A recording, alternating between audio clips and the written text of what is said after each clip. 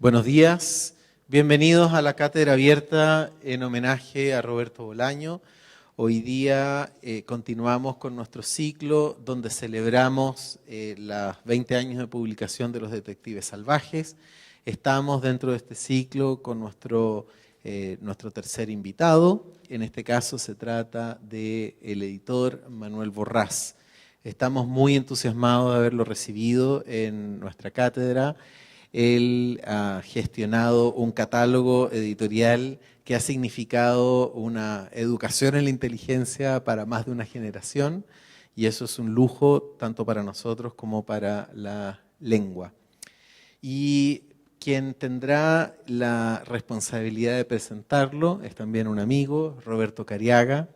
Él ha destinado su pluma a escribir sobre temas de cultura.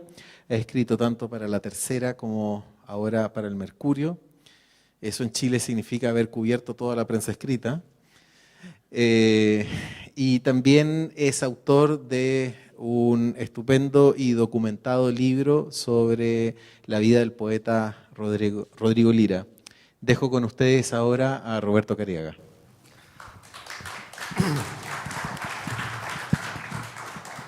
Imagino que los aplausos son para Manuel, por supuesto, ¿no? Porque yo también los tengo. Muchas gracias por estar acá. De verdad es un honor presentar a Manuel porque es una figura de la edición y es como decirlo, claro, es una educación biográfica, una educación intelectual que ha ido por los años, digamos. Uno a veces se olvida, pues es fácil olvidarse de los editores, es muy fácil y eso es problemático, porque son estos pequeños fantasmas que habitan en nuestra biblioteca y en nuestra conciencia intelectual, o de lectores simplemente. Bueno, voy a leer algo que escribí. La escena sucede en 1969 en una biblioteca de Innsbruck, Austria. Un joven español de 17 años, que ya cursa un primer año de Filosofía y Letras, está ahí realizando una investigación sobre la relación entre el poeta George Trakl, el filósofo Ludwig Wittgenstein y el editor Ludwig von Ficker. A nadie se le escapa que se trata de un chico especialmente precoz, pero el que pasa a la acción es un hombre ya adulto que se le acerca sorprendido. Cruzan un par de palabras, todo muy cordial. El joven es evidentemente un desconocido, un tal Manuel Borrás, quien se enterará un poco después que ese tal Canetti, así se presentó, era el enorme escritor Elías Canetti.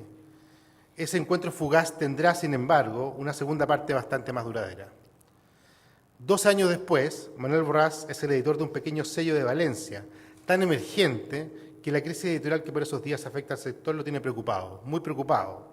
Incluso se les aparece la posibilidad del cierre. Entonces, junto a sus socios, Borrás hace una apuesta. Decide comprar los derechos para el español de Las Voces de Marrakech, de Canetti, un libro que lleva años leyendo en alemán y que en un rapto de intuición le parece el adecuado para los tiempos que corren. Pocos meses después de que el libro saliera a la calle, ese 1981, Canetti recibe el Premio Nobel de Literatura. Y con eso sucede lo que siempre sucede. Se disparan las ventas de Canetti y aquel pequeño sello de Valencia consigue por fin afirmarse. En términos económicos, claro, porque Editorial Pretexto, la editorial de Manuel Borrás, lleva a esas alturas 4 años construyendo un catálogo claramente firme. Creada en 1976 por Manuel Borrás, Manuel Ramírez y Silvia Prat-de-Saba, Pretexto se rompió en escena prácticamente horas después de la muerte de Franco y cuando por fin llegaba la posibilidad de democracia a España. En el campo editorial ya movían sus fichas editores independientes, pongamos editores independientes entre paréntesis o entre comillas, veámoslo. Pero editores como Esther Tusquet, de Lumen, Beatriz de Moura, de Tusquets, Jorge Ral, de Anagrama, y movían bien sus fichas, lo sabemos hoy día. Algo nuevo estaba pasando, pero en Barcelona o en Madrid. No era tanto como una quijotada, pero esos 3 chicos que recién se empinaban a los 20 años, que fundaron la editorial llamada Pretextos, estaban haciendo un acto de arrojo, ¿no? El mismo Borrás lo ha contado un par de veces, que de hecho tuvieron que recurrir a los padres para subsistir los primeros años. Por suerte, esos padres estuvieron ahí, porque Pretextos llegó para dar cuenta de un espacio literario e intelectual aún ignorado en español. O quizás era simplemente que Borrás llegaba antes que todos a esos libros que queríamos leer. Dentro de los planos originales de Pretextos y de Borrás, claramente, había un plan de dar cuenta de la producción literaria del exilio republicano. Y aunque no fue fácil levantar ese catálogo de la diáspora, finalmente consiguieron que un grupo central de autores españoles estuviera en sus filas. Ahí están Juan Larrea, Ramón Gaya, María Zambrano, Juan Giralbert, Teresa Gracia, Vicente Alexandre, Enrique de Rivas, Pedro Salinas, José Moreno Villa, Emilio Prado, Francisco Ayala y Tomás Segovia, entre tantos otros. Pero para ser sinceros, al menos de acá en Chile, no son esos los nombres que se nos vienen a la cabeza cuando hablamos de la editorial Pretextos. A nosotros, creo, se nos aparecen otros escritores, centroeuropeos probablemente, y una línea de intelectuales franceses o europeos que marcaron sus días. ¿Cómo olvidar la sencilla pero elocuente edición de Rizoma de Deleuze y Guattari? Tantas veces prestado, y sí, también hay que reconocerlo, tantas veces fotocopiado por acá. Lo siento mucho, ¿no? Lo sé. Para mí lo que define a esa figura escurridiza, excesiva que es el editor literario, cultural y quizás incluso el comercial, es que su trabajo trata de dar cuenta de su tiempo, o mejor, de encontrar aquellas voces que estén narrando su tiempo, su época. Por cierto, sucede que cada época es un revoltijo de épocas contradictorias, nunca muy definibles, y en la que no siempre son más fiables las voces de jovencitos o incluso de autores vivos. Entonces los editores, los buenos editores, construyen un catálogo echando mano de una mezcla de autores, y en el caso de Literal Pretextos, esa incluso entre literatura de exilio republicano y las corrientes intelectuales franceses, fueron dando una visión particular y a la vez universal del mundo que corría, y que por cierto aún nos interpela, aún corre de hecho. La biografía de un editor es su catálogo, ha repetido Manuel Borrás, y habría que creerle. La historia es más o menos así, la historia del catálogo de Manuel Borrás. Al mando de Pretextos inauguró un catálogo con títulos como Rizoma, de Deleuze y Guattari, Posiciones, de Derrida. En el 77 lanzaron libros como El cuerpo lesbiano, de Monique Wittig, El metro blanco, de William Burroughs, La escritura y la experiencia de los límites, de Philippe Soler, y para acabar con los números redondos, de Enrique Vilamatas. Luego, en el 82, después de publicar a Canetti y ya estar más o menos firme, publicaron el Epistolario General de César Vallejo, y una década después, me voy a saltar harto, al mismo tiempo, el mismo año, pusieron en librerías la primera novela de Nick Cave, El asno vio el ángel, y un poemario de la hoy superestrella Margaret Atwood en los diarios de Susan Mood. Por supuesto, este es muy antojadizo y mezquino listado de títulos de una editorial que ha publicado más de 1.500 títulos. La biografía de Manuel Borrás también está compuesta por libros de Andrés Tapielo, Elfriede Jelinek, William Yates, Juan Bonilla, Emil Cioran, Hugo von Hofmannsthal, Karl Kraus, Margot Glantz, Marco Lowry, Kipling, Caballero Bonal, Eugenio Montale, Patrick Modiano, Paul Auster y tantos más. Disculpen la enumeración de autores, pero supongo que entre ellos hay una clave para leer al hombre que hoy nos visita en la Cátedra Bolaño. Yo no me atrevería a hacer esa lectura, a entenderla por lo menos, pero quien quiera hacerla debería sumar un par de datos como estos.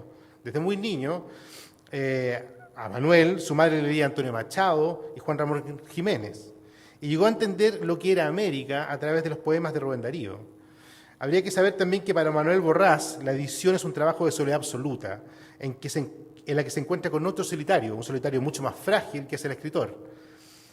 También habría que saber que un editor, para Manuel, es un ser un poco intemporal, digamos, o bien que debe evitar creer sistemáticamente que su misión es crear un nuevo orden, que está descubriendo algo, que, como hace unos días nos decía en una entrevista al sitio Ojo en Tinta, el sitio chileno, hacer un libro es fácil y editar en sentido estricto es muy difícil.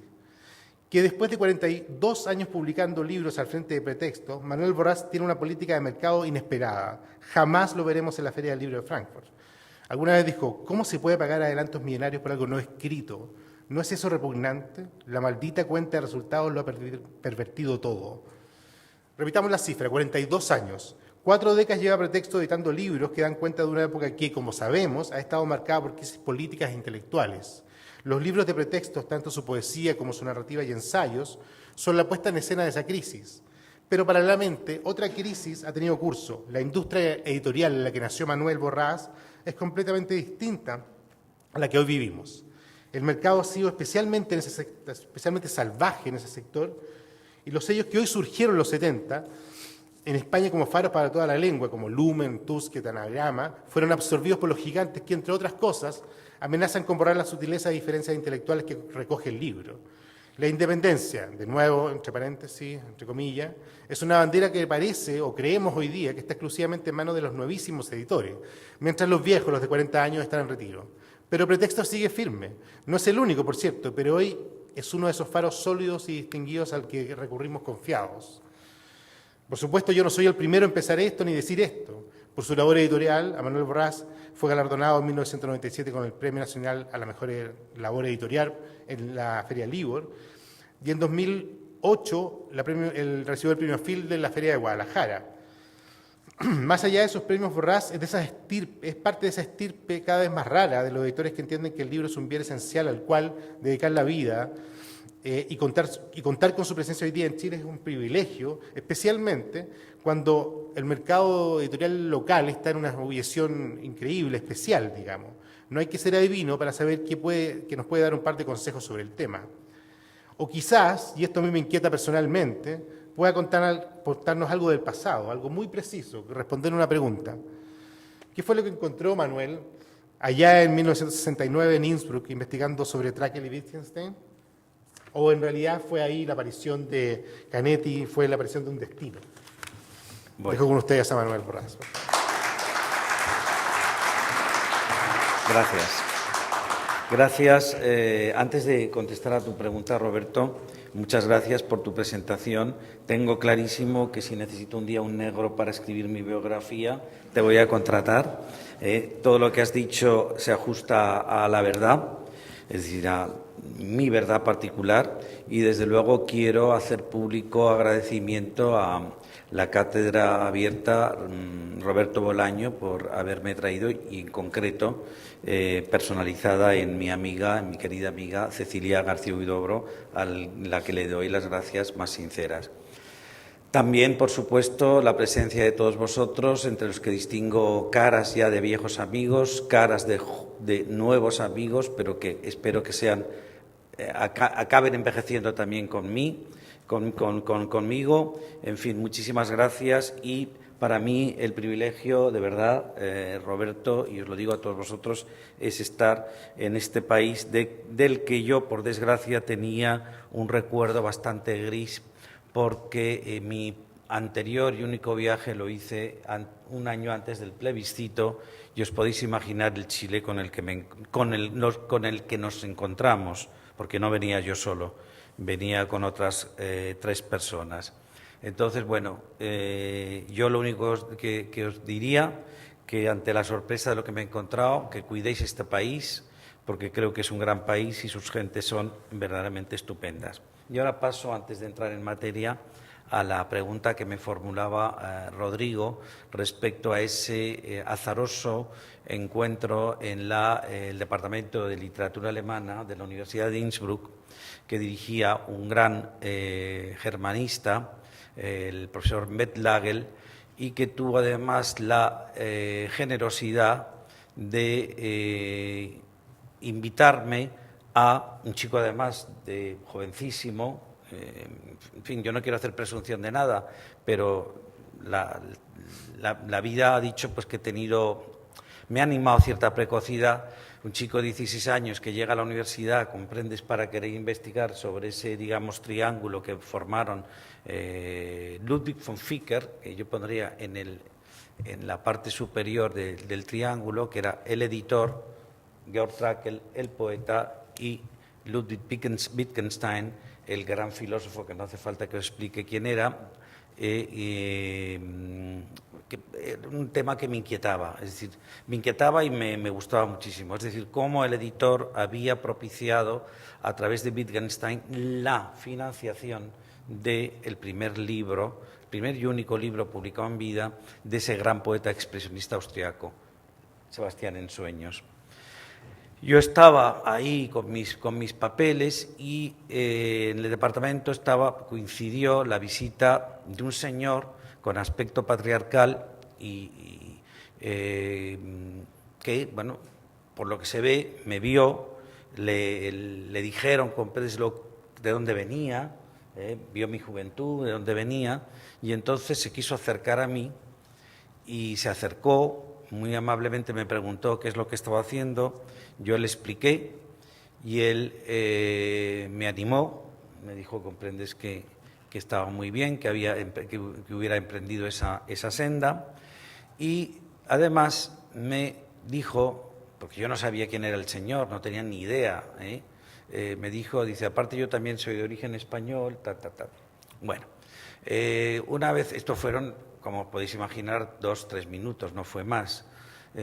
Yo cuando pasó esto, al día siguiente, al profesor Metlagel, le pregunté, oiga, ¿y quién fue este señor que me saludó ayer? Entonces él me dijo, hombre, es el gran escritor Elias Canetti, y usted que está interesado precisamente en ese periodo histórico y fundamental. Yo también tenía interés en una figura para mí central de lo que ha sido la cultura europea, que es Karl Kraus, que supongo que también será conocido de todos vosotros, y su revista Die Fackel. Entonces dijo, bueno, precisamente Canetti es uno de los pocos supervivientes de esa gran tradición de la literatura en alemán, en concreto austriaca, aunque él ya sabéis que no nació en Bulgaria. Y bueno, yo me quedé, aparte, bueno, me quedé con la historia. Esa noche cenaba en casa de un amigo arquitecto y le dije, mira, ayer le expliqué, le conté la anécdota. ¿Cómo? ¿Que has estado con Elias Canetti? Y yo, pues sí, yo no sabía quién era, después me lo revelaron en el departamento, pero hombre, pero eso es un privilegio. Y dijo, mira, se fue a su biblioteca y me trajo un librito, un librito amarillo, recuerdo perfectamente, editado en la colección de Karl Hanser, y me lo entrega, me dice, tienes que leértelo. Esto, la primera misión que te pongo, leerte este libro. Era Die Stimmen von Marrakech, las voces de Marrakech. Yo recuerdo que estaba tan estimulado por lo que todos decían que había sido tan importante en mi vida, que esa misma noche, cuando me metí en la cama, empecé a leer las voces de Marrakech.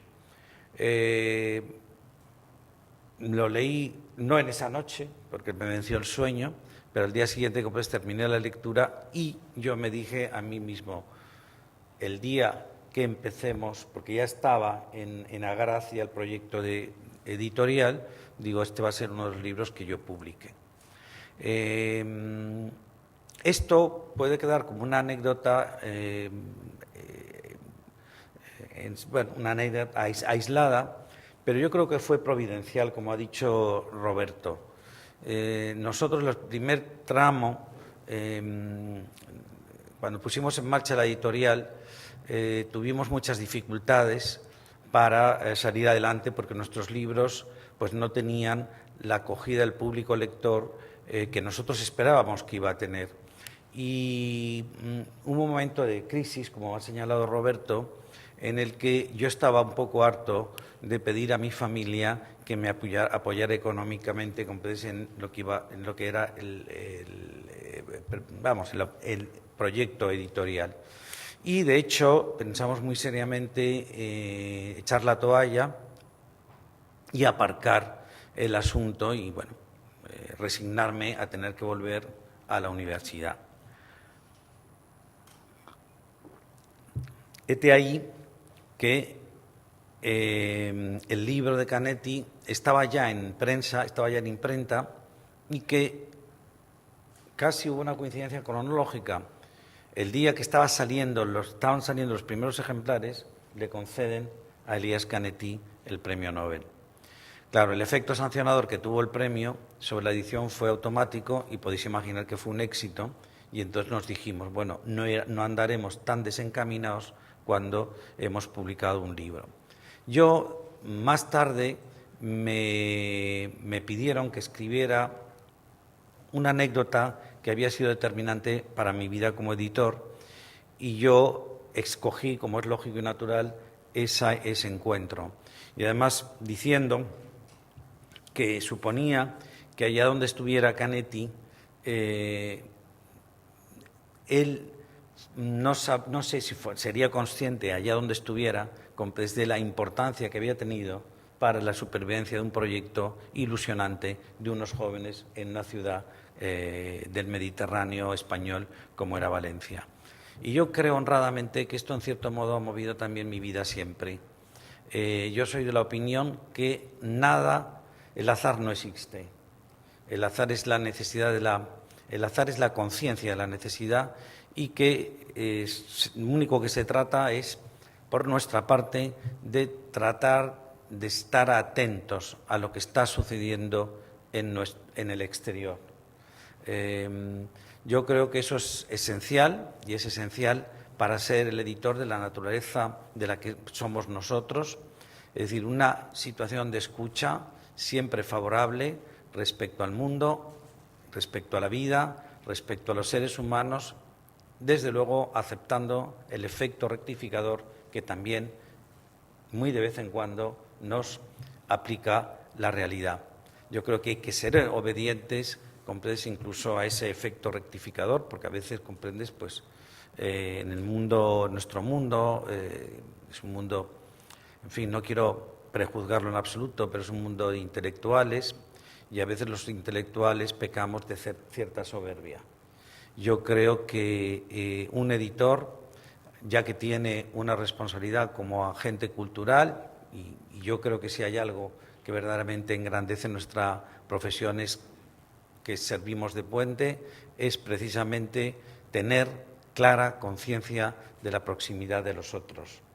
Y digo esto y lo subrayo porque la editorial Pretextos, quizá porque haya sido también, como Manuel Borrás y como sus dos otros colegas, amigos y socios, siempre hemos sido hemos sido demasiado por delante, cosa que tampoco es muy conveniente, porque, bueno, no sé si es conveniente, es decir, es conveniente ya con la acumulación de casi 45 años de ejercicio editorial.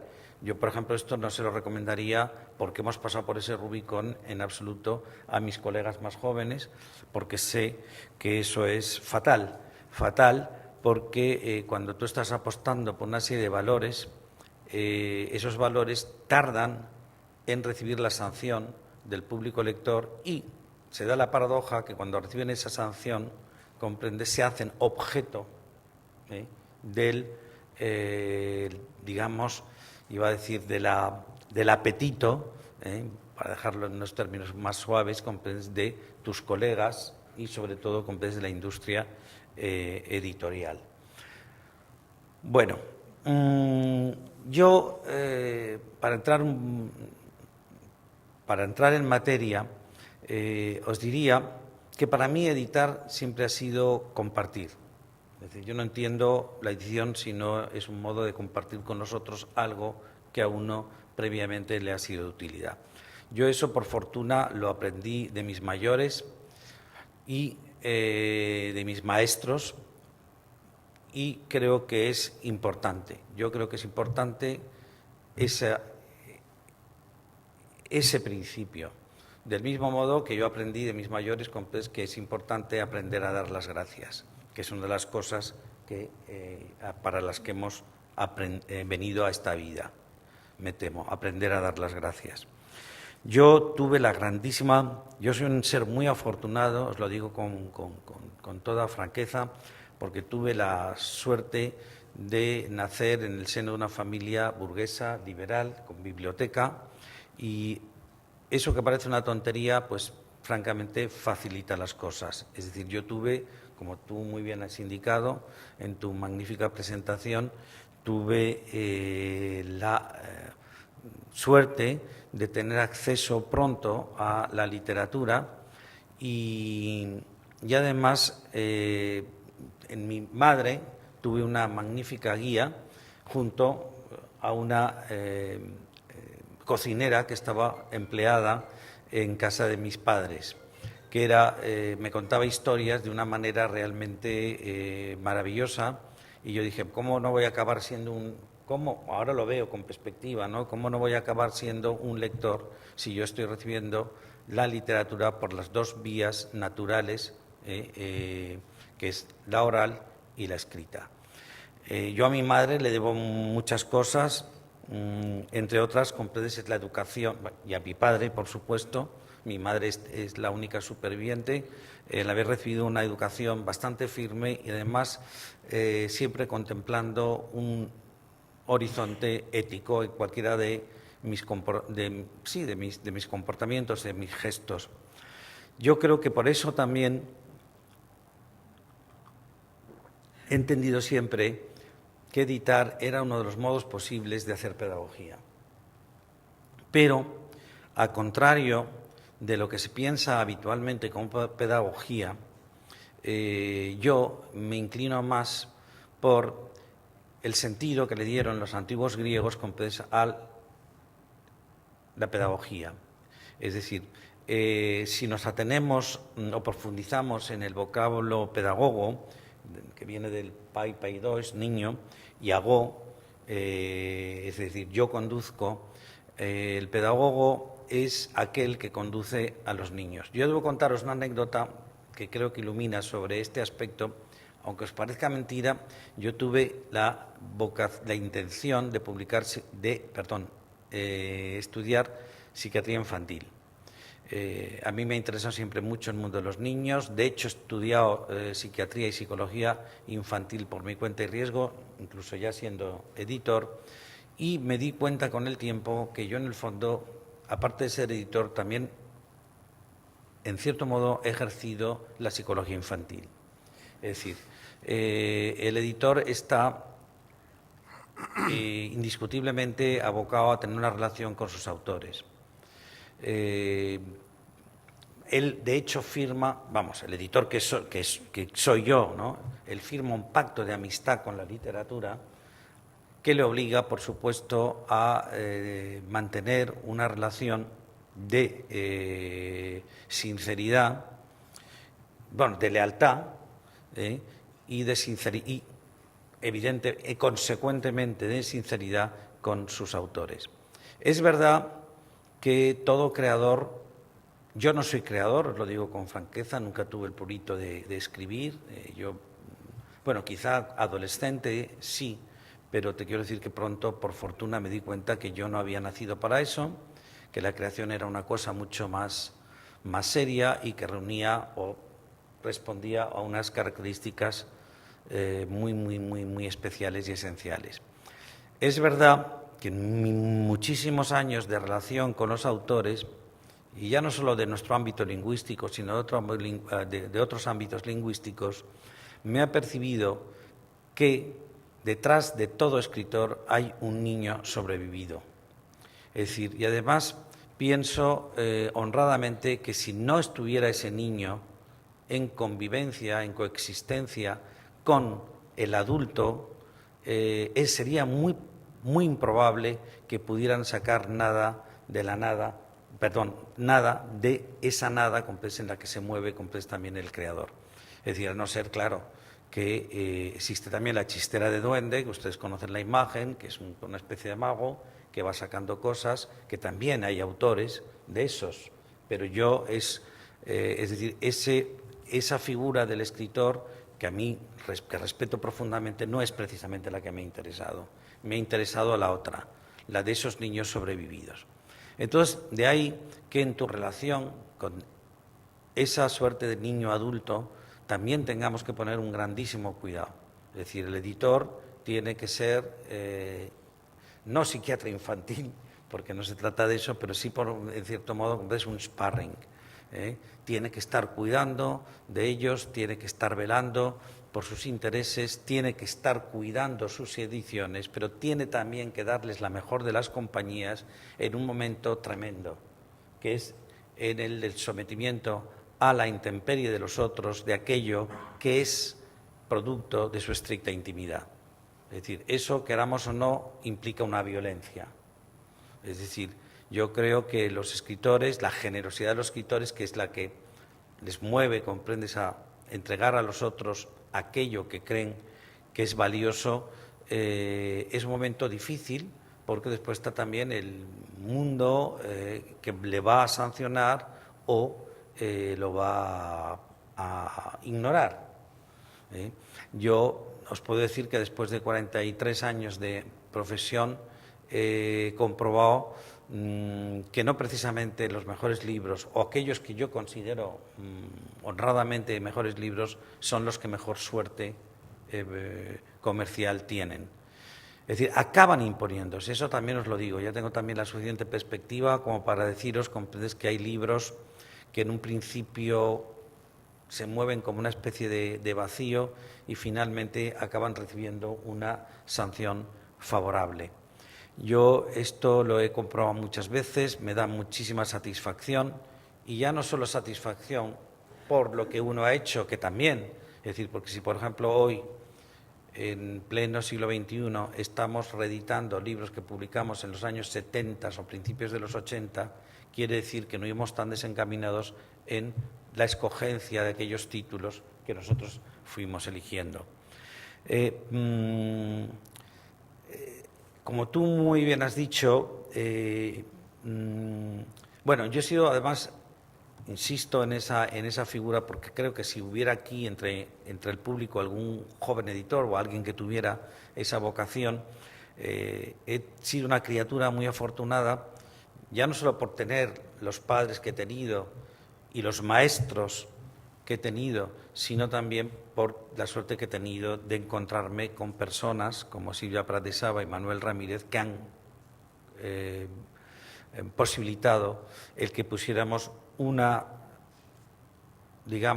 proyecto cultural, vamos a hablar más de un proyecto cultural que de una empresa, como Pretextos. O sea, yo creo que la edición literaria, si no va acompañada de un proyecto cultural, por regular que sea, después eso también sobre la propia experiencia, la propia práctica va modelándolo, pero yo creo que si no hay un proyecto cultural no hay absolutamente nada. Y es lo mismo que a lo que yo hago muchas veces referencia, es decir, si uno no apostara por valores no consensuados previamente, tampoco serviría de nada nuestra misión. Para eso están la edición industrial y para eso está el editor oportunista. Ojo, para mí tanto los industriales como los oportunistas me parece que están en su legítimo derecho de hacer de la cultura su propio predio y un lugar en el que conseguir una cuenta de beneficios abultada. Pero, por lo menos, yo no quiero que a mí y no solo por mí, sino por mucha gente como nosotros, no quiero que se equivoquen respecto a eso. Nosotros no hemos venido a eso, hemos venido a otra cosa. Os he dicho, tú has comentado también algo que, bueno, fue una frase que gozó de muchísimo predicamento y que se aplaudió mucho, lo de que el catálogo de un editor literario es el mejor libro que él haya podido escribir. Y no es simplemente como es el mejor libro que uno haya podido escribir, sino que al fin y al cabo se acaba constituyéndose en su propia biografía. Yo, si tuviera que escribir un día mi autobiografía, simplemente con ir enumerando, si lo articulara con cada una de las anécdotas que se derivaron en la confección de cada uno de esos libros, hubiera construido mi propia vida. Ese catálogo, lo que pasa es que hay que pasar también a establecerlo más formalmente. Ese catálogo está articulado, todo catálogo editorial, ya no solo el de Pretextos, por supuesto, está conformado por distintas colecciones. Hay que saber, yo creo, muy bien armonizar esas colecciones, es decir, que ellas sean un poco como, si dijéramos, la columna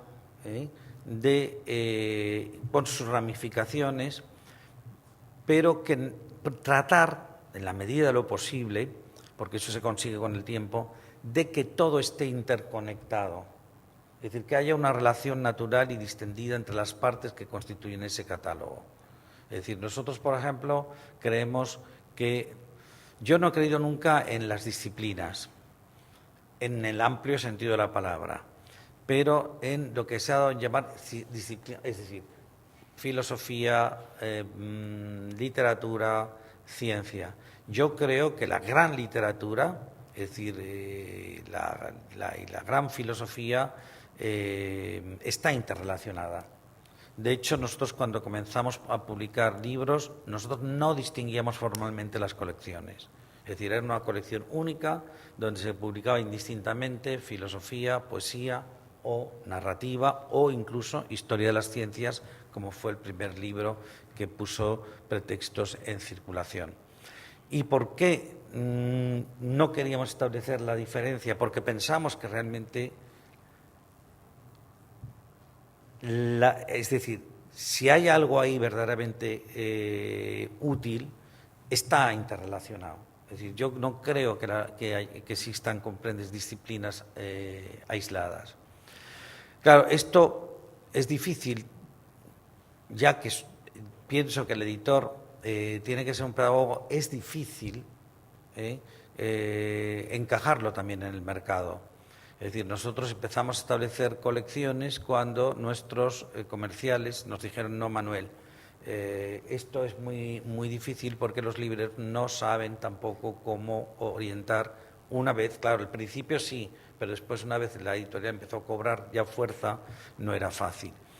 Bueno, nosotros esto rectificamos, pero lo que sí que procuramos es que hubiera, ya os digo, que una interrelación íntima entre aquellos autores que publicábamos del mundo, por ejemplo, de la poesía, con la filosofía, etcétera, etcétera, etcétera.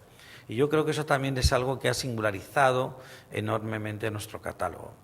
Volviendo un poco a lo de, y no querría esto extenderme demasiado, porque lo que me gustaría también es que hubiera un debate, bueno, un debate no, que intercambiáramos experiencias y que me preguntarais lo que quisieseis.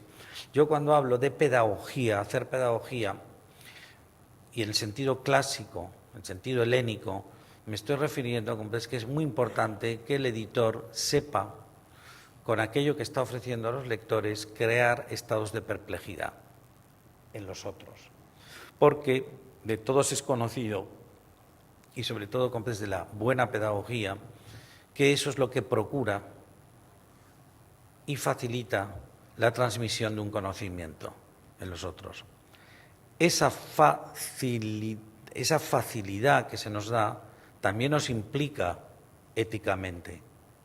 Es decir, el editor tienes que escoger entre mucho una parte de ese todo, y tiene que ser muy cuidadoso a la hora de elegir esa parte y someterlo a la intemperie de los otros, porque a veces también se pueden malograr cosas, incluso os diría que vidas. Cuando yo soy, además, de la opinión, comprendes que un libro lo que puede, y de hecho tengo testimonios, que no viene al caso porque entonces nos podríamos dilatar con todo esto horas y horas y horas, de hasta qué medida libros, ya no solo publicados por pretextos, aunque también han salvado la vida de determinadas personas. Yo creo que esto es algo muy hermoso que podemos también propiciar los editores. De ahí que tengamos que tener mucho cuidado y, desde luego, ser muy rigurosos en la aplicación de un criterio de excelencia. Yo no sé, necesitaría muchas horas para seguir comentando cosas. Yo creo, bueno, por ejemplo, Roberto hacía mención a lo de independencia con comillas. Lo de editores independientes fue un término que sacó de su chistera de duende un querido colega al que considero mi hermano mayor, Jorge Herralde. Él decía que los independientes, aparte, éramos los últimos mohicanos en esto, comprendes, de la edición. Yo le corregía y se lo he dicho a él personalmente, digo: Jorge, estás totalmente equivocado. Es decir, nosotros somos los editores más dependientes que hay. Es decir, yo por eso elijo la fórmula de literario. Y somos más dependientes que hay porque dependemos necesariamente de una cuenta de resultados. Y dependemos de los bancos. Es decir, dependemos, comprendes, que se nos fíe, que no se nos fíe y tal. Cuando los grandes grupos editoriales, como de todos he sabido, precisamente su negocio exclusivo no es el hacer libros. El hacer libros es una parte alícuota en una estructura empresarial mucho más compleja. Y esos son los verdaderamente independientes. Es decir, tienen la plata suficiente para hacer lo que les dé la gana y colorizar también, comprendes, un espacio, el espacio de los libros. Yo creo que la responsabilidad, y con esto termino, la verdad es que tengo el sentimiento que me deja muchas cosas. De hecho, aquí traía un guión, y hay muchos temas que tratar, pero igual pueden salir a lo largo de nuestra conversación. Y termino diciendo que también es la responsabilidad de todos vosotros, de los escritores y de los lectores, el preservar un espacio de bibliodiversidad necesario como son las librerías. Y yo creo que preservar ese espacio también es sabiendo exigir a los profesionales del libro aquello que eligen para sus vidrieras, para sus mesas de novedad, etcétera, etcétera. Yo creo que en el continuum que establecemos nosotros entre autores, editores, lectores, es necesario también es saber escoger a los otros. Es decir, no dejarse llevar por esta especie de tsunami al que estamos acostumbrados en los últimos años, en el que sí, por fortuna, hay una gran oferta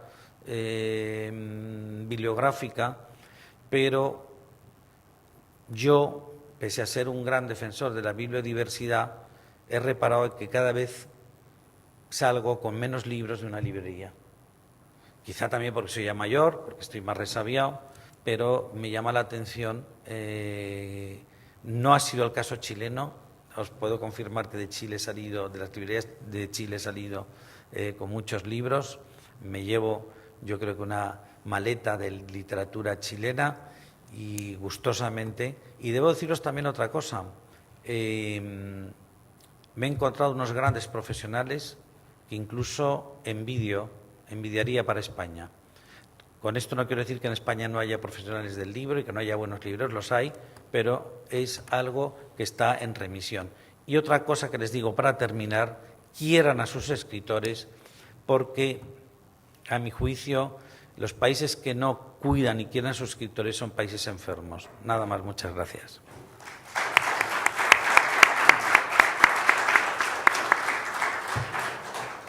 Bueno, como decía Manuel, podemos iniciar una conversación y ya que estoy acá privilegiadamente quisiera yo hacer la primera pregunta, digamos, que es súper obvia en realidad, súper evidente, pero y alude a lo que estabas hablando al final, digamos.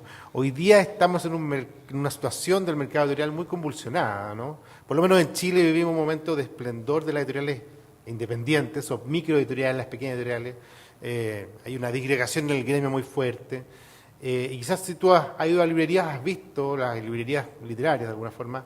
A esas las que he ido. Bueno, a las que hay que ir. Y ahí está una diversidad total.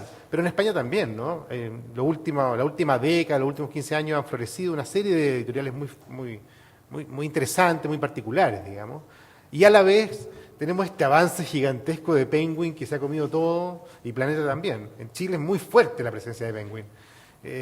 Después de 45 años, ¿no? ¿Cómo ves tú este momento del mercado, digamos? ¿Es un buen momento, un momento complejo, difícil? ¿Cómo es editar libros hoy día, digamos? Hombre, lo veo complejo, lo veo complicado, pero yo creo que este mercado siempre ha sido complicado, ¿eh? Es decir, el acceso al libro en, digamos, nuestro medio cultural, es decir, en el mundo hispánico, pensando en la península y también las repúblicas americanas, ha sido complicado. A mí lo que me da la sensación es que hay un poco de confusión, ¿eh? O sea, que se instala es un poco de confusión. Es decir, el simple hecho de que un editor joven, por ser joven, está ofreciendo algo que es interesante, a mí me parece una imbecilidad. yo creo que los editores jóvenes están presentando cosas interesantísimas, ojo. Y yo hay editores jóvenes, no solo a los que distingo, sino a los que apoyo en la medida de mis posibilidades. Aunque os parezca mentira, yo he bautizado, creo que llevo contabilizadas a 23 editoriales jóvenes solo españolas, que me han pedido que les acompañe el día con ustedes que hacían incursión en el mundo del libro, y yo lo he hecho siempre con gran gusto, porque nada más ajeno a mi voluntad que perjudicar o frustrar la ilusión que yo tuve también en un momento siendo editor. Es verdad que también a los jóvenes editores, o digamos las empresas incipientes, un grado incipiente de desarrollo, no se les puede pedir peras al olmo. Todos empezamos bisoños y todos acabamos, o sea, los que tenemos verdadera vocación, porque esto es otro tema del que podríamos haber hablado, de la vocación, acabamos aprendiendo. Pero yo veo que sí, que hay mucho libro, que hay mucha ilusión por poner libros, por descubrir además a autores, por poner autores a disposición de los lectores, pero es que eso no es tan así, no es tan por ejemplo, yo me ha regalado Kurt Folk a Tom Raworth, por ejemplo. Yo este señor no lo conozco de nada y me encanta entonces que haya habido alguien que me haya traído esto a mis manos, porque entonces voy a tener la oportunidad, yo que creo que he leído muchísimo literatura anglosajona, pues siempre Rodrigo me está ofreciendo Marsh, es decir, a mí me parece una maravilla, pero a veces me da la sensación también que por juventud, por bisoñez, a veces no ponen a disposición de los lectores libros, o sea, se está poniendo a disposición de los lectores, para ser muy sintético, libros que son totalmente intercambiables y totalmente innecesarios. Yo veo que hay una profusión de libros, por lo menos desde mi punto de vista, como tengo que leer también, aparte de los libros que yo tengo que leer para publicar, que son muchos y que me tiene colonizado mi tiempo, leo libros también publicados por algunos de mis colegas jóvenes, y yo veo también que hay mucho fuego de artificio. Y bueno, pero eso ya pasará, si se irán amansando las aguas, y no los prejuzguemos, porque realmente después al lado hay gente muy buena. Yo me he dado cuenta que hay gente muy buena, muy vocacional, y que ojalá nos tomen el relevo cuando corresponda. No sé si contesto a tu pregunta. Sí, totalmente. Por favor, ¿hay una pregunta? Acá hay micrófono disponible. Álvaro Izama, el escritor y director de la Escuela de Literatura. Gracias, Manuel, por la conversación y por las reflexiones. Te quería preguntar una cosa muy pequeña. ¿Cuán importante fue trabajar desde Valencia y no desde Madrid y Barcelona, pensando justamente que quizás la geografía también permitía esa independencia o un muro respecto como a ese ruido del mundo del cual tú un poco te has referido? Sí, Álvaro. Mira, editar desde lo que se llama, para mi juicio, despectivamente la periferia, siempre es complejo.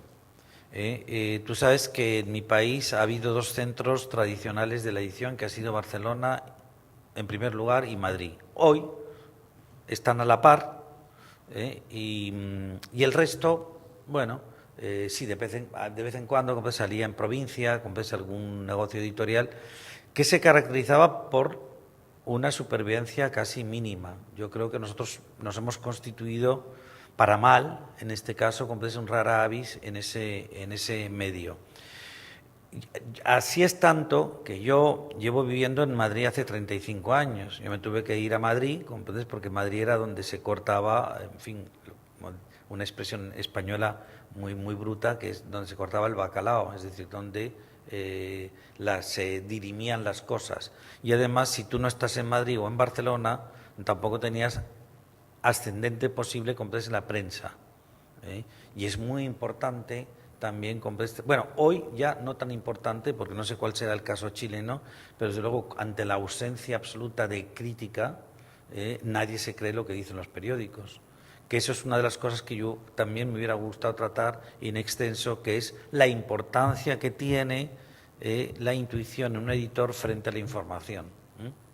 Y sí, fue difícil, pero hoy estoy en disposición de decirte, y no por pretextos, que parte de lo mejor que se está publicando en mi país, por lo menos desde la perspectiva del editor que yo soy, no se está haciendo en Barcelona y en Madrid precisamente, sino en la periferia.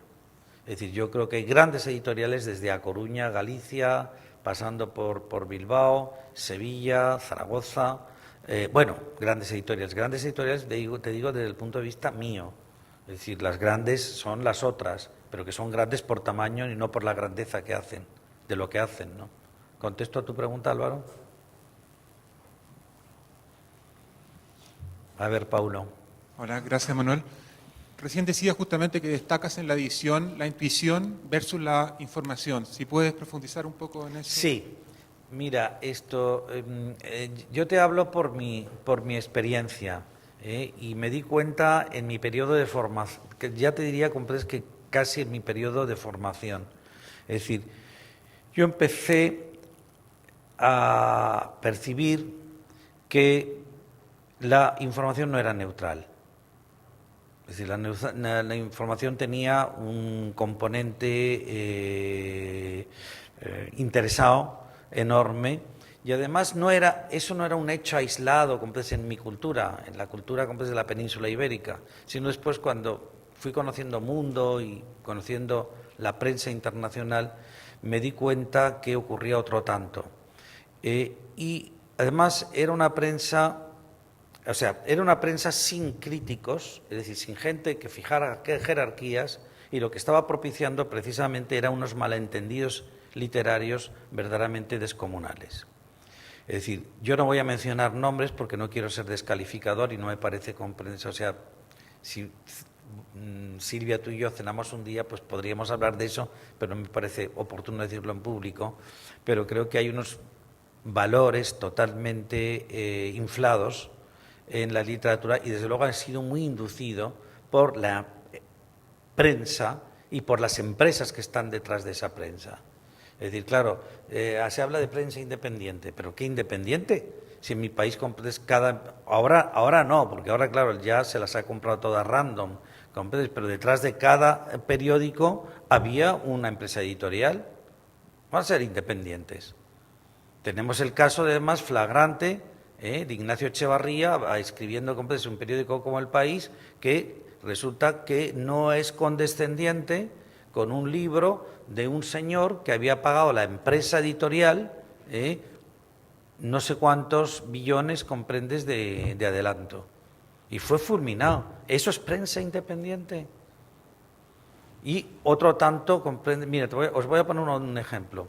Yo publico un autor guatemalteco al que ofrezco, evidentemente, porque me parecía interesante y que es susceptible de ser publicado en otras lenguas, a mis colegas habituales en otras lenguas. Nadie lo quiso. Nadie.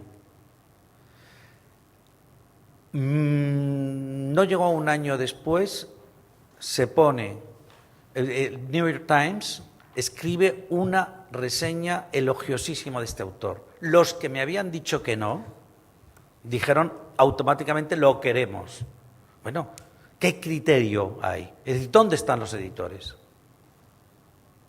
¿Entiendes? Y esto, claro, es una evidencia de algo fatal. Es decir, es que cada vez hay menos editores. Es decir, yo soy un editor que pongo mi yo en crisis presentando a un autor.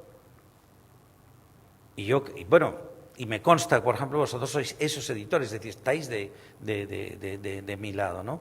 Pero daos cuenta que es que eso no es precisamente lo habitual. Y yo lo siento mucho, pero lo denuncio aquí. Es decir, no existe la información neutral, hasta que no se nos demuestre lo contrario. Existió en un momento porque había críticos honestos, pero poco a poco se los han ido quitando de encima. ¿Contesté, Paulo? No sé si surge otra pregunta. Manuel, yo quería hacerte una pregunta sobre la traducción. Adelante, Rodrigo. Sucede que nosotros en América, cuando leemos, digamos, traducciones de otras lenguas, a menudo estas traducciones vienen por el sedazo de España. Ujú. Y por lo general las traducciones españolas tienden a tener un fuerte acento español, cosa que nosotros toleramos sin ningún problema, pero de alguna manera nos queda la sensación de que se borran los demás españoles. Las demás formas de aproximar. Me temo que sí.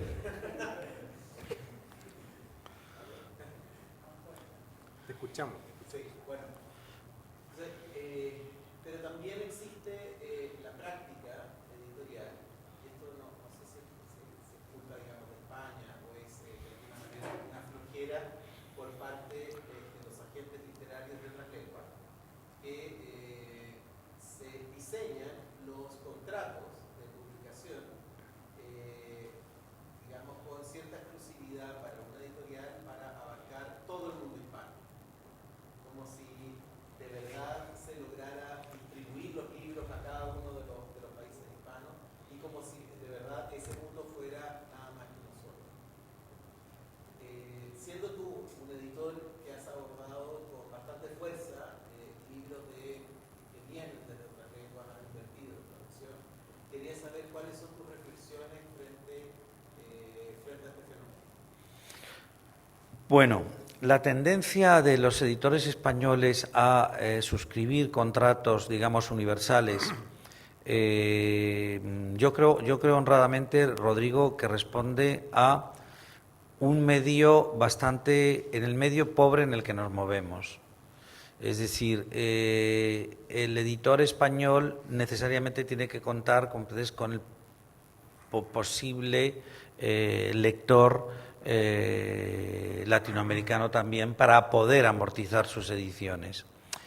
Yo creo que es una cuestión de supervivencia. Es verdad que, claro, eso perjudica porque os bloquea, pero vosotros también podríais desde acá bloquear algunos contratos y que hubiera, hombre, para mí lo ideal sería que hubiera un flujo de reciprocidad, ¿no?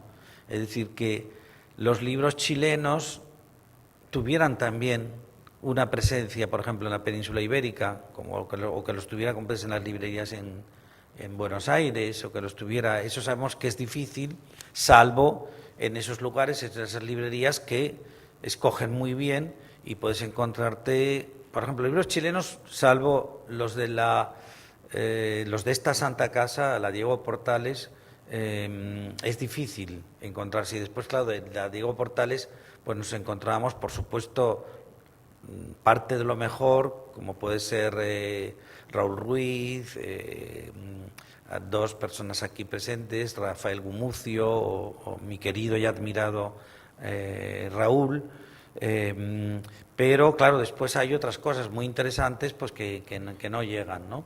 Entonces a mí me gustaría que hubiera habido cierta reciprocidad. Aparte de yo creo que esa necesidad de pobres, hombres que tenemos, de ocupar el espacio mayor para amortizar nuestras ediciones, creo también que hay una especie de centripedismo ibérico que a mí me molesta mucho, me ha molestado siempre. Es decir, considerar que el español, el verdadero español, es el que hablamos 50 millones de peninsulares. Y el español es mucho más rico, son 600 millones, casi 600 millones de gentes los que lo leen. Yo, mi política, en lo que a traducciones respecta, editorial, ha sido tratar de incorporar al acervo editorial a traductores de distintas repúblicas americanas. No tengo por el momento, pero espero tener esto chileno, os lo digo con toda franqueza, pero sí tengo pues traductores argentinos, traductores colombianos, venezolanos, incluso uno guatemalteco, etcétera, etcétera.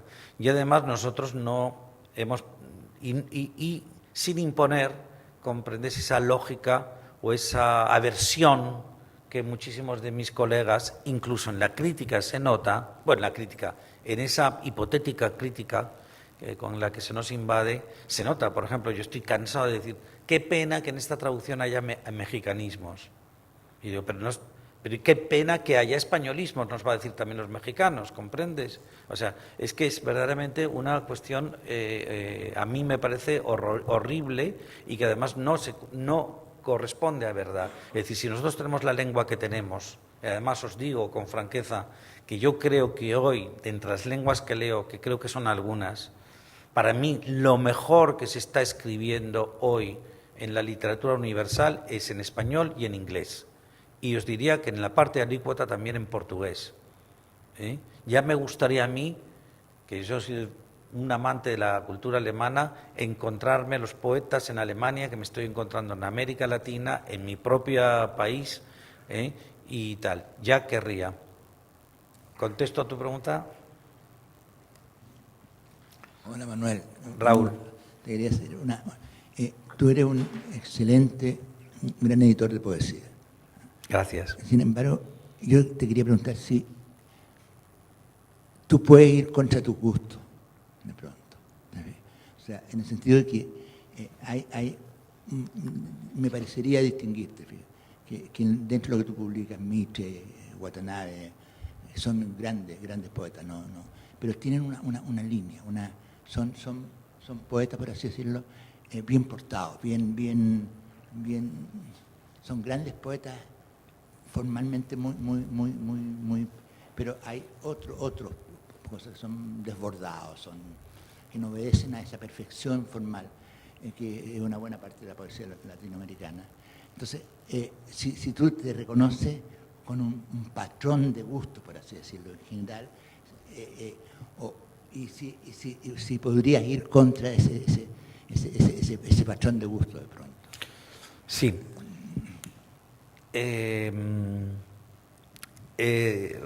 No sé si lo hablé ayer contigo, Raúl, o con algunos de los amigos con los que almorzamos. Es inevitable que tanto tú como yo, como cualquier criatura que esté en este foro, tengamos nuestros gustos y tengamos nuestras preferencias estéticas. Y uno se tienda a decantarse por aquello que a él le parece lo excelente.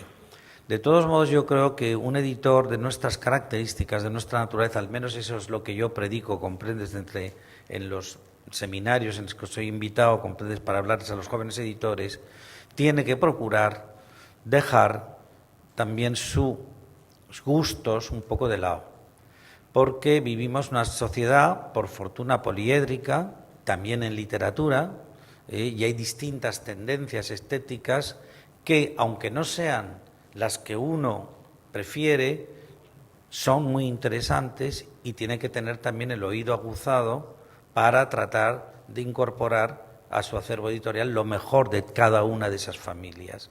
Eso nosotros lo hemos tenido muy en cuenta.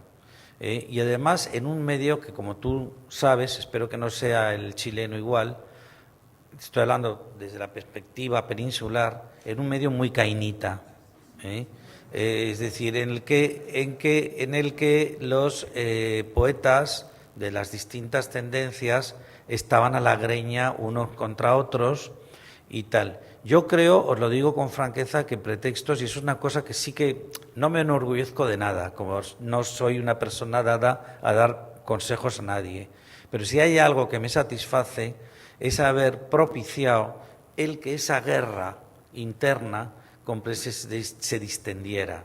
Fíjate, yo recuerdo, por ejemplo, cuando empezamos a publicar los primeros libros de poesía, automáticamente nos cargaron un San Benito, automáticamente. Y yo les decía, déjenme ustedes tiempo, denme ustedes tiempo, y ya veremos si yo lo que voy a publicar es cosas de tendencia o no tendencia. No, y el tiempo vino a comprobar lo contrario. Fíjate tú cómo sería el cainismo, que incluso muchos poetas, a los que yo incluso en un momento determinado invité a participar en la colección, no se resignaron a participar porque había un determinado poeta ya publicado. Pues yo digo, bueno, pues allá ustedes. Esos poetas han venido después pidiéndome tener un libro completo publicado en la colección. En algún caso incluso he accedido, te lo digo con franqueza, porque me parecía que más allá de su actitud, a mi juicio, totalmente deleznable, resulta que escribían buena poesía. Entonces yo no podía, porque una cosa, igual que dejamos como descolgados nuestros gustos estéticos de una percha, pues hay que hacer también con esto. Y después, yo lo que he tenido claro, Raúl, es una cosa. Por ejemplo, yo mismo me podía preguntar, ¿por qué no tengo ningún libro de Raúl Zurita? Pues porque por fortuna, me encantaría, te lo digo y lo digo en público. Por fortuna, Raúl Zurita en mi país se edita, se estima y se lee. Yo he tendido antes, comprendes, a publicar a esos autores que mis colegas jamás habían contemplado. Tú has mencionado entre ellos a varios. Por ejemplo, José Watanabe no se sabía quién era en España, ¿entiendes? Y otros muchos de los poetas que ahora ya tienen nombre y apellido, incluso tienen sus premios. Cuando los editó Pretextos nadie sabía quién era. Hay un grandísimo poeta que no se llevó ningún premio a la tumba, porque él era una persona también un poco revirada, pero al que yo admiro profundamente y el que fui su editor, y que estoy seguro que tú participarás de esa opinión, es Tomás Segovia, por ponerte un caso, que fue un español que tuvo que vivir del segundo exilio, ¿no? Y yo fui el primero que publiqué bueno, sí, había un antecedente en los años 60, comprendes, que en la colección de Ognos, ¿os acordáis? Esa colección bonita y tal. Pero yo he intentado siempre, es decir, yo es que he sido un editor poco celoso, en el sentido, comprendes, que yo, si un autor mío querido está bien editado por otro, no me importa. Me empiezo a poner enfadado cuando veo que un autor querido mío, además es mal publicado por otro. Ahí sí que no transijo. Pero tú, por fortuna, has sido muy bien editado en mi país. Creo, no sé. ¿Hay alguna otra pregunta? ¿Sí? Manuel. Bueno, Tomás Segovia sí tuvo un premio, el premio de la Feria de Guadalajara. Bueno, mexicano. Claro, no un español. reconocimiento. A Tomás bueno, sí tuvo un premio español, ¿También? perdón, Premio Extremadura de la Creación. Y él fue el último premio Juan Rulfo, porque las declaraciones que hizo cuando recibió el premio enfadaron a la familia, que en realidad la familia ya estaba enfadada y tomó como excusa y le quitaron el nombre, ¿no? Pero Sí. bueno, eso es anecdótico. Un proyecto editorial es un proyecto cultural, has dicho, y que va sorteando una cantidad, es una carrera de obstáculos prácticamente, ¿no? Como hemos recorrido la experiencia que nos has relatado, desde lo más concreto, que es el dinero y el financiamiento, pasando por la crisis del periodismo cultural y tantas otras vallas que hay que sortear. Pero no hemos hablado de la lectura y de la situación de la lectura, porque decimos los lectores como si fuera una cosa como muy uniforme, y aparentemente es una cosa bastante más compleja y con distintos niveles. Entonces, yo quería que te refirieras a eso en primer lugar. Si tú ves una evolución en los lectores, en estos 42 años, en los lectores de Pretexto, y luego el estado actual de la lectura. Sí, yo sí que he visto una evolución y en positivo, y además estos últimos años de crisis por la que ha pasado el sector, he visto que además esto se está imponiendo algo. Por ejemplo, a mí me llama mucho la atención cuando concurro a la Feria del Libro de Madrid, que es donde tenemos oportunidad de ver es decir, tú vas a Frankfurt, estás viendo a tus colegas y aquello es una feria de las vanidades. Yo, por ejemplo, cuando decía Rodrigo que yo no voy a eso, a mí me interesa hablar con los poetas, hablar con mis colegas, pero de una manera distendida, ¿comprendes? Eso es para otros, tengo un socio que le divierte, ¿comprendes? Y lo hace. Pero, por ejemplo, la Feria de Guadalajara, que es una feria muy abierta, ¿entiendes? La que estás viendo al hombre común paseándose por ahí, o la Feria del Retiro de Madrid, es la que me da a mí la medida del lector. de los lectores que tenemos, porque el editor, como decía Rodrigo también, para mí es junto al arquitecto, son como dos de las metáforas de la soledad, y los escritores, por supuesto. Es decir, nosotros trabajamos desde nuestra atalaya y después vamos esperando ver la sanción favorable de la gente. Yo he visto una evolución, por ejemplo, en lo que a pretextos respecta, muy interesante, porque hubo un momento hace como menos de una década, pero como unos 8 años así, que nosotros veíamos que perdíamos gente joven. Es decir, se acercaba la proporción de jóvenes que se acercaban a nuestra caseta era menor que la de otros años. Y desde hace 2 o 3 años hemos visto que se ha invertido totalmente los términos, pero hasta límites insospechados. Por ejemplo, este año Sergio Suárez, al que tú conoces, que es aparte está ahí en el día a día, junto a sus colaboradores, determinó que había un 70% de jóvenes frente a un 30% de gente, no sé, que podría oscilar desde los 40 a mi edad o más, ¿no? Entonces yo creo que ahí, cuando se dice que los jóvenes están ensimismados, yo también fui joven y estuve muy ensimismado, ahora quizá tienen, claro, con todo esto que conste que yo no estoy contra la tecnología, pero frente a estos gurús de la tecnología que les venden que pueden estar en todos los lados a la vez para no estar en ninguno, que yo lo que les digo siempre a mis alumnos, digo, ¿para qué os sirve estar en todos lados conectados a la vez si no estáis en ninguno? Que ha perjudicado mucho la lectura, ¿eh? Es decir, yo, por ejemplo, me he dado cuenta en los foros también de jóvenes, cuando voy a hablarles a la universidad, que están acostumbrados a leer fragmentariamente. Casi no saben ni lo que es un correlato. Pero está habiendo una reacción y yo creo que yo siempre soy positivo, quiero ser optimista, y está habiendo una reacción. Por ejemplo, nos comentaban que libros como, por ejemplo, un Takakishi, que es un poeta japonés excepcional que nunca fue traducido al español, estaba siendo objeto del interés de grupos que por redes se habían enterado. O, por ejemplo, jóvenes comprando un libro de las características del libro del desasosiego de Pessoa, cuya edición, como sabéis, nuestra edición ha seguido, digamos, el criterio científico último, y yo creo que más o menos es la más fiable que hay por traducción y por completud, porque lo que hizo el pesoísta Jerónimo Pizarro es una cosa interesantísima, quitar todas las adherencias que de una manera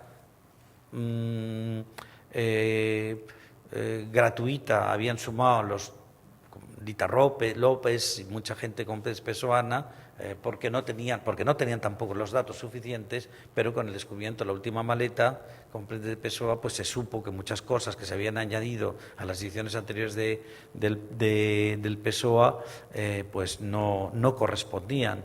Y Jerónimo lo que hizo fue limpiar de todas esas adherencias impropias y además incorporar aquello que no se había publicado porque se desconocía su existencia. Bueno, pues esta información que yo os estoy dando, que es una información técnica de editor, resulta que hay gente joven que la tiene también. Entonces yo creo que estamos hablando de una minoría, pero yo creo que ahí hay elementos de confianza, como por ejemplo el otro día yo tuve en casa, que estaban de paso de viaje, a 2 muy jóvenes. Uno de ellos había sido colaborador mío durante un año, y otro amigo, y me dijeron que ellos se habían dado de baja de Instagram, de Facebook y tal y cual. O sea que estoy viendo que hay una reacción favorable frente a todas estas incursiones neocolonialistas que están, en cierto modo, también lapidando la actuación de nuestros más jóvenes. ¿Contesto a tu pregunta?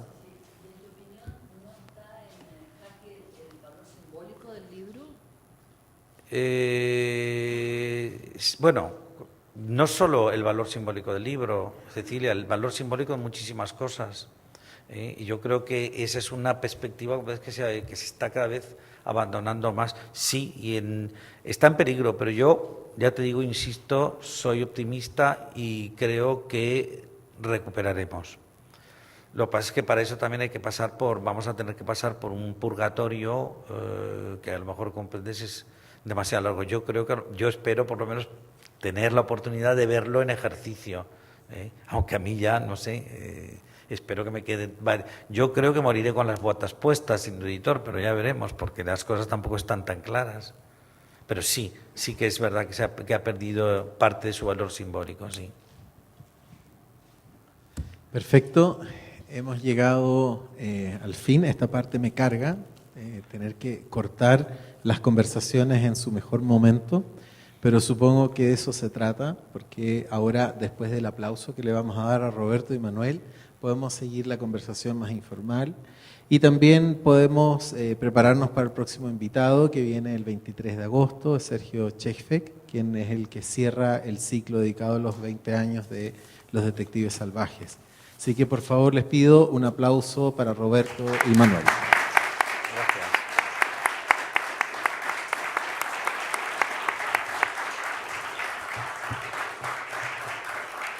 Muchas gracias. Afuera del estudio están exhibidos los libros de pretexto y no es solamente una exhibición, también pueden acercarse y comprarlos. No estaría mal.